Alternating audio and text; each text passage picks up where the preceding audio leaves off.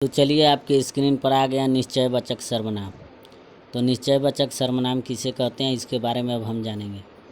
जिस सर्वनाम में पास या दूर किसी व्यक्ति या वस्तु की ओर संकेत का बोध हो वह निश्चय सर्वनाम कहलाता है। ठीक है, उसे निश्चयवाचक सर्वनाम कहते हैं।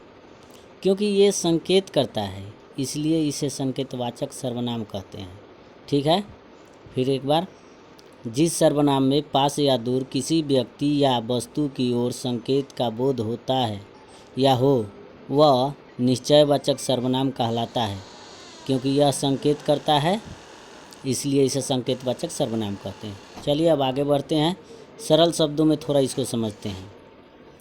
जो सर्वनाम शब्द किसी निश्चित व्यक्ति, वस्तु अथवा घटना की ओर संकेत करे तो उसे निश्चयवाचक सर्वनाम कहते हैं। जैसे में हम समझ सकते हैं यह, वह, ये, वे आदि, ये सब संकेत करते हैं। इधर ये सब संकेत करती हैं, यह वे संकेत करके वाक्य बनता है। ठीक है, तो इसमें आप समझ सकते हैं, स्क्रीन पर पढ़ सकते हैं, इसके बारे में जान सकते हैं।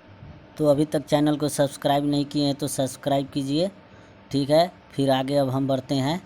चलिए अब आगे हम जानते हैं और इसके डिटेल्स में पूरे अच्छी तरह से।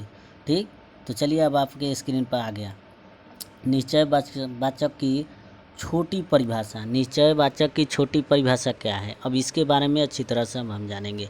सीधे जिन सर्वनाम शब्दों से किसी निश्चित वस्तु या बोध होता है। ठीक है, जिन सर्वनाम शब्दों से किसी निश्चित वस्तु का बोध होता है वे निश्चयवाचक सर्वनाम कहलाता है। ठीक है, जैसे यह, ये, उन्होंने, वह, वे, उन्होंने आदि, ये सब निश्चितवाचक सर्वनाम की ये उदाहरण है। इसे हम समझ सकते हैं अच्छी तरह से। ठीक है, फिर हम अब आगे थोड़ा सा उदाहरण को समझेंगे, आगे बढ़ेंगे। तो चलिए उदाहरण को थोड़ा सा और समझते हैं। निश्चयवाचक सर्वनाम के उदाहरण देखिए, यह पुस्तक सोनी की है। तो यह संकेत भी करता है कि यह पुस्तक सोनी की है, पुस्तक की ओर संकेत करके बोलता है। तो यह क्या हुआ, यह निश्चयवाचक सर्वनाम हुआ। ये पुस्तक रानी की है। तो ये भी संकेत करता है, अब वस्तु को बताता है। ठीक है, यह कार मेरी है। तो ये भी संकेत करता है। ऐसे करके हर एक वाक्य में आप समझ सकते हैं।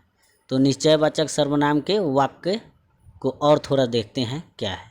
वह खाना खा रही है, वे मिठाई खराब है, यह भारत का नक्शा है। तो ये लकड़ियाँ गीली हैं। तो इसको भी आप समझ सकते हैं, पढ़ के स्क्रीन पर आपके दिए गए हैं, इसको समझ सकते हैं। तो जितना इसमें वाक्य में वह, वे, यह, ये जितना है ये संकेत करता है किसी वस्तु की ओर।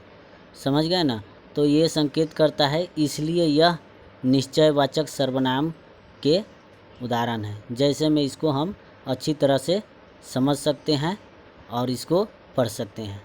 ठीक है।